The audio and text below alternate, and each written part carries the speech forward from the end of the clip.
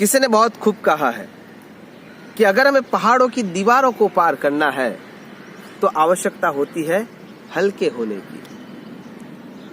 सच में अगर हमें अध्यात्म जगत में उन्नति चाहिए तो आवश्यकता होती है हमारे मन में छुपे हुए भावों को दूर करने की। चाहे वो ईर्ष्या हो, ऐषणा हो, जुगुप्सा हो, या अभिमान हो, अहंकार हो, या कुछ पाप कर्म के विचार हो, या कुछ कुसंग का प्रभाव हो। उन सबको अगर हम छोड़ देते हैं तब जाके मन हल्का होता है और तब उन्नति का मार्ग प्रशस्त होता है। तो आइए वांगमय स्वरूप की आराधना में जो हम जुड़े हुए हैं उसमें आगे बढ़ते हैं। वैद्यो वैद्य सदा योगी वीरहा माधवो मधुः अतीन्द्रियो महामायो महोत्साहो महाबलः। नमो नमः। आप सभी का स्वागत करता हूँ आद्य शक्ति ज्योतिष कार्यालय में, जिसमें हम धर्म के सारगर्भित विषयों को लेकर गुढ़तम और महत्तम चर्चा करते रहते हैं। आज का हमारा विषय है षटतीला एकादशी। इस वीडियो के माध्यम से हम षटतीला एकादशी की व्रत कथा, उसके कुछ रहस्य, उसके भीतर छुपे हुए तथ्य और द्वादशी के दिन कौन कौन सी राशियों को किन किन से उपाय करने से उनकी मनोकामना पूर्ण हो सकती है, उस विषय को लेकर आज हम चर्चा करने वाले हैं। हालांकि हमारा शास्त्र सदैव वैज्ञानिक रहा है। अभी शीतकाल चल रहा है, जाड़े का मौसम चल रहा है, ठंडी का मौसम चल रहा है, और उसमें जिसकी तासीर गर्मी पैदा करने की है, यह पर्व उसके नाम का है षटतीला। चाहे वो कृष्ण तिल हो या श्वेत तिल, 6 प्रकार से तिल के द्वारा कुछ इस ढंग से उसका प्रयोग करना है जिससे हमारी मन की ऊर्जा, शरीर की ऊर्जा और अध्यात्म की ऊर्जा तीनों बढ़ सकती है। तो षटतीला 6 प्रकार से तिल का प्रयोग, यानी कि आप अन्य वीडियो में जान चुके हैं कि हम किस ढंग से तपस्या के मार्ग पर आरूढ़ है। तो इस एकादशी के दिन हमें 6 प्रकार से तिल का प्रयोग करना है, लेकिन उससे पहले कुछ पूर्व तैयारी होनी चाहिए। यानी 10वीं के दिन सुबह हम स्नानादिक कर्म करके जब शुद्ध हो जाते हैं, तब भगवान श्री हरि विष्णु के सानिध्य में या आपके आराध्य देव के सानिध्य में हाथ में जल लेकर उसमें तिल के दाने डालकर, चाहे वो कृष्ण हो या श्वेत, भगवान के साथ अपने शब्दों में संकल्प करना है कि हे नारायण, मैं एकादशी की व्रत विधान के द्वारा आपको प्राप्त करने का प्रयत्न कर रहा हूँ, और वो जल भगवान श्री हरि विष्णु के चरणों में अर्पित कर देना है। उस दिन संध्या के समय पर या रात्रि के समय पर हम एक घट में पानी भर देंगे, उसमें कुछ दाने तिल के डाल देंगे। वही पानी हमें दूसरे दिन स्नानादिक कर्म में इस्तेमाल करना है। निरंतर श्री हरि विष्णु का ध्यान धरते हुए ओम नमो भगवते वासुदेवाय इस मंत्र का आराधन करते हुए हमें वही रात्रि के समय पर अपने हाथों से पीसकर तल में से उपटन बनाना है, और उसी के द्वारा दूसरे दिन जब स्नानादिक कर्म कर रहे हैं उसमें मालिश के रूप में या साबुन के रूप में उसी उपटन का इस्तेमाल भी करना है। तो सबसे पहला कर्म है स्नानादिक कर्म। दूसरे दिन जब प्रातः काल में हम शुद्ध होने के लिए बैठेंगे तो उसमें सबसे पहले वही जल, मैं ऐसा नहीं कहूंगा कि शीत जल को ही आपको स्नान के लिए लेना है, लेकिन आपके शरीर की तासीर के अनुसार, जिस ढंग से आपके शरीर की ऊर्जा है उसके अनुसार अगर आप उस पानी को उबाल कर लेना चाहे तो भी ले सकते हैं। उसमें शंका करने की जरूरत नहीं है, क्योंकि संशय आत्मा विनश्यति। तो सबसे पहले स्नानादिक कर्म में हम वही जल का इस्तेमाल करेंगे। उपटन के साथ हमारे शरीर को अच्छे ढंग से मालिश करेंगे, और मालिश के द्वारा हमारे शरीर को और मन को साथ में ओम नमो भगवते वासुदेवाय मंत्र का आराधन करते हुए शुद्ध करेंगे। यानी कि 2 कर्म हमारे हो गए, पहला स्नानादिक कर्म, दूसरा उपटन। तीसरा कर्म जो कि षटतीला एकादशी का महत्वपूर्ण कर्म है, वो है यज्ञ। साइंस ने ऐसा साबित किया हुआ है कि गाय का गोबर, तिल और गाय का शुद्ध घी और अन्य कुछ तेजाना और अन्य औषधियां, इन सबको मिलाकर अगर आप यज्ञ करते हो तो आपके घर में जो नेगेटिविटी है, नकारात्मक ऊर्जा है, जो घुस कर बैठी है, अपना आधिपत्य जमा कर बैठी है, वो नष्ट हो जाएगी। और उसको नष्ट करने का यह महापर्व भी है। चाहे गरुड़ पुराण ले लीजिए, पद्म पुराण ले लीजिए, अग्नि पुराण ले लीजिए, या वैवस्वत पुराण ले लीजिए, या अन्य कोई भी पुराण ले लीजिए, या आयुर्वेद का पुराण भी अगर हम ले लेते हैं तो उसमें भी तिल का बहुत महत्व बताया गया है। तिल आखिर है क्या? भगवान श्री हरि विष्णु के प्रस्वेद में से जो उत्पन्न हुआ है वह है तिल, और उसकी तासीर गर्म है। इसलिए हमारा जो धर्म है वो यह स्पष्ट रूप से बताता है कि हम वैज्ञानिक ही है।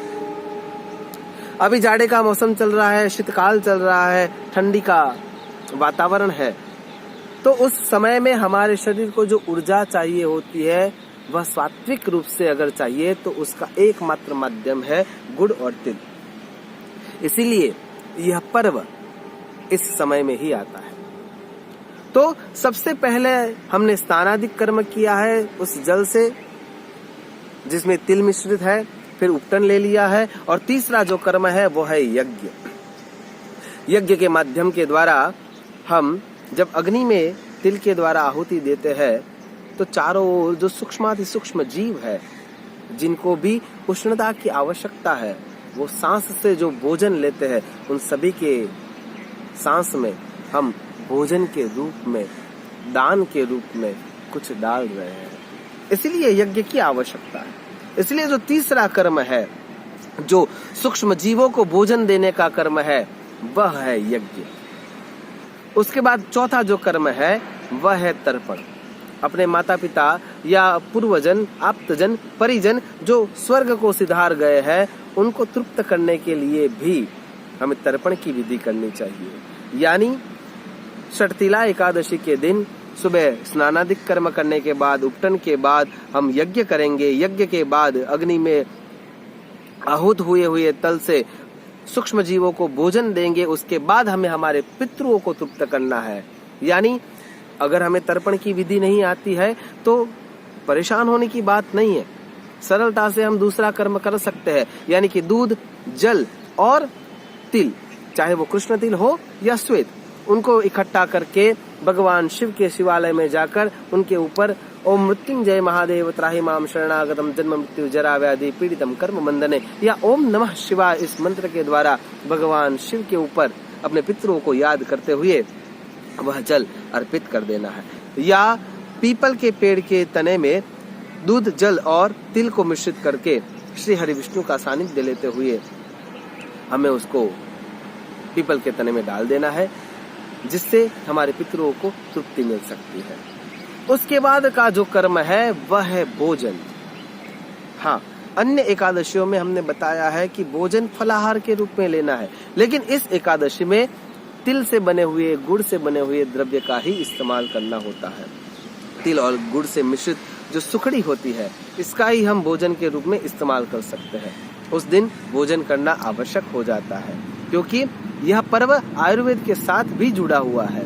और शास्त्र ने तो यहाँ तक कहा है कि अगर हम तिल और जल से मिश्रित पानी अगर पीते हैं तो वो अमृत के समान हो जाता है। इसलिए इस एकादशी में हमें भूखे नहीं रहना है, हमें तिल या गुड़ से मिश्रित कोई ना कोई पदार्थ खाना ही है।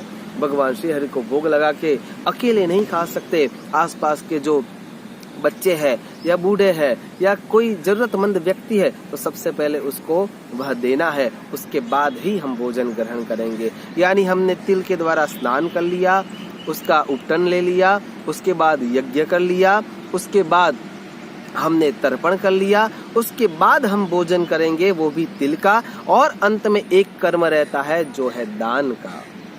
उसी दिन हम तिल का दान भी करेंगे।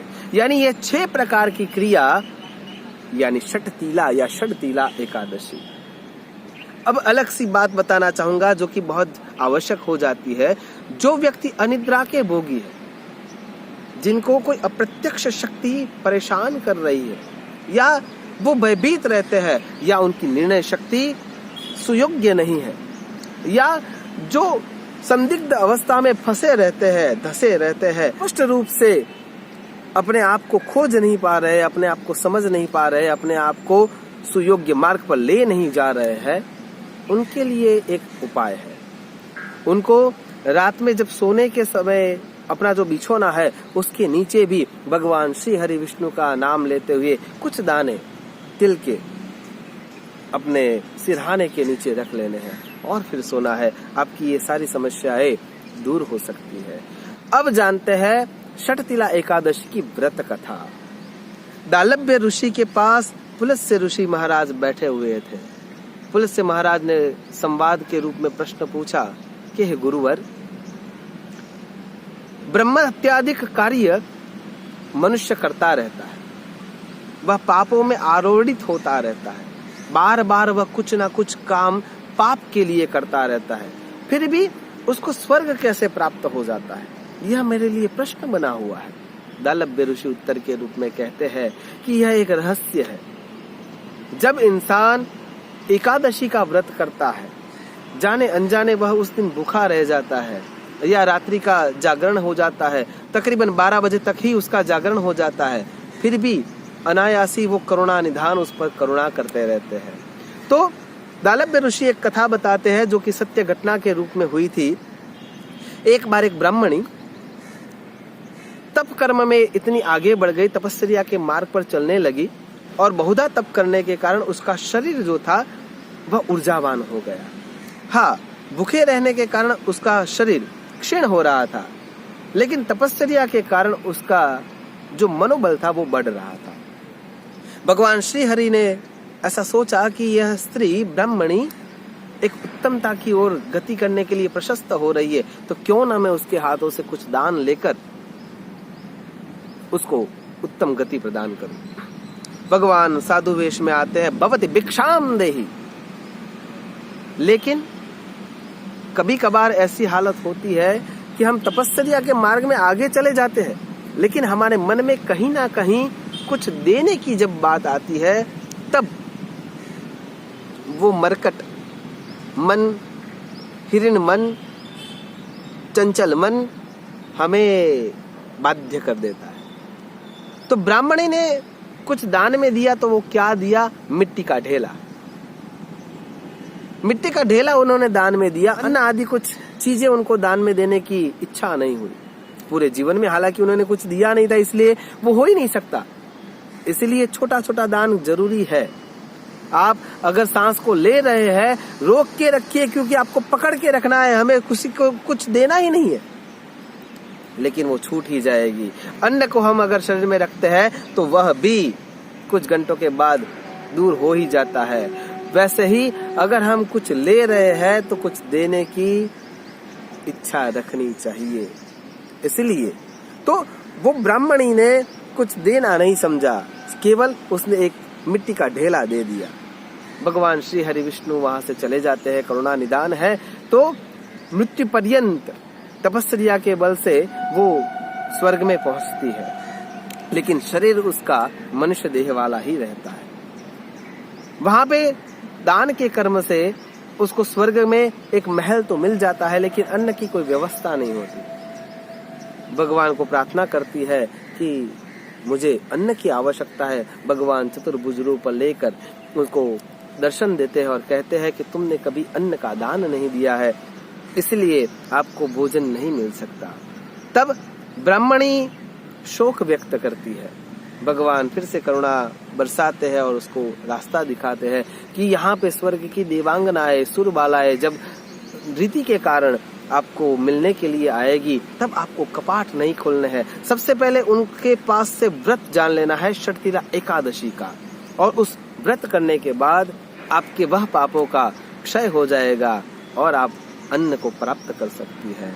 तो जैसे ही भगवान वहां से अंतर ध्यान हुए, कुछ ही समय के बाद सुरबालाएं, देवांगनाएं वहां पे आती है और ब्राह्मणी के कपाट को खटखटाती है। ब्राह्मणी ने कपाट बंद किए हुए है। अंदर से वो कहती है कि सबसे पहले मुझे षटतिला एकादशी की व्रत कथा कहिए। उसमें से एक सुरबाला षटतिला एकादशी की महत्वता और उसकी व्रत कथा कहती है। उसके पुण्य प्रभाव से वह जब कपाट खोलती है, तब उसका शरीर जो था, ना ही वो गंधर्वी का था, ना ही वो अप्सरा का था, ना ही वो राक्षसी का था, वह केवल इंसान का बना हुआ था। तो सुरबाला आश्चर्य में आ जाती है कि यहाँ पे इंसान के शरीर के साथ कोई नहीं आ सकता, हालांकि मृत्यु पर्यंत था, फिर भी कोई नहीं आ सकता। इसीलिए वह आश्चर्यचकित हो जाती है। लेकिन कुछ समय के बाद षटतिला एकादशी का समय आता है, उसका तपस्या और आराधन वह ब्राह्मणी करती है, सुयोग्य पात्र को दान देती है, वहां की सुरबालाओं को वह दान देती है। उसके प्रभाव से वह एक उत्तम शरीर को प्राप्त कर लेती है और वह भगवान श्री हरि विष्णु का सानिध्य प्राप्त करती है। कथा यहाँ पे पूर्ण हो जाती है, लेकिन समझाती बहुत कुछ है कि हमें जीवन को अगर उत्तम बनाना है तो दान कर्म ही श्रेष्ठता से आगे ले जा सकता है। इसीलिए हमें एकादशी के दिन तिल का दान करना चाहिए। तो ये हमारे षड कर्म हो गए। अब जानते ही है कि अन्न का दान कितना महत्वपूर्ण होता है। हमने अन्य वीडियो में भी बताया है कि जब कर्ण ने बहुत सारे सुवर्ण का दान दे दिया था, वह स्वर्ग का आधिपत्य भोग रहा था, उस समय जब उसको भूख लगती है तो वो भगवान को पूछता है, इंद्र महाराज को पूछता है कि हाँ मुझे भोजन चाहिए। लेकिन वहां पे भी वही प्रश्न खड़ा हो जाता है कि आपने अगर अन्न का दान दिया है तो ही आपको अन्न मिल सकता है। तब उनको याद आता है कि हाँ, जहाँ पे अन्न का कोष रखा था या जहाँ पे अन्न पक रहा था उस ओर मैंने उंगली इंगित की थी, और उस उंगली को जब वो मुंह पे लगाते हैं तो उनकी क्षुधा तृष्णा दोनों ही मिट जाती है और वो एक नया अवतार मांगते हैं भगवान से कि हाँ, अब मुझे ऐसा अवतार दीजिए, मनुष्य रूप में मैं पृथ्वी लोक पर अन्न का दान करना चाहूंगा। कई कथाएं तो ऐसा भी बताती है कि अन्न के दान के द्वारा कुछ श्राप अगर हमें लग चुके हैं तो वो भी मिथ्या हो सकते हैं। इसलिए यह कर्म करना बहुत ही आवश्यक हो जाता है। अब बात करते हैं द्वादशी के दिन हमें किन किन चीजों का दान देना चाहिए। प्रत्येक राशि के लिए एक ही उपाय है। कौन सा उपाय है? द्वादशी के दिन तिल से बनी हुई गुड़ मिश्रित जो चिक्की होती है या गुड़ के साथ तिल मिलाकर जो लड्डू बनाया जाता है उसका दान बच्चों को देना चाहिए। हो सके तो जिसको आवश्यकता है ऐसे व्यक्ति को दान देना चाहिए और सुयोग्य ब्राह्मण को दान देना चाहिए। साथ में शिवालय में एक घड़ा पानी का भरकर उसमें तिल डालकर उसके ऊपर एक दीप रखकर यह घड़ा हमें शिवालय में अर्पित कर देना चाहिए या सुयोग्य ब्राह्मण को दान के रूप में देना चाहिए। सदक्षिणा अगर हम दान देते हैं तो उसका महत्व बढ़ जाता है। आशा करता हूँ भगवान श्री हरि विष्णु का सानिध्य लेते हुए हम हमारे जीवन को उत्तमता की ओर गति प्रदान करें और हम सबकी मनोकामनाएं पूर्ण हो। तब तक के लिए अस्तु सदा शिवोहम। नमो नमः।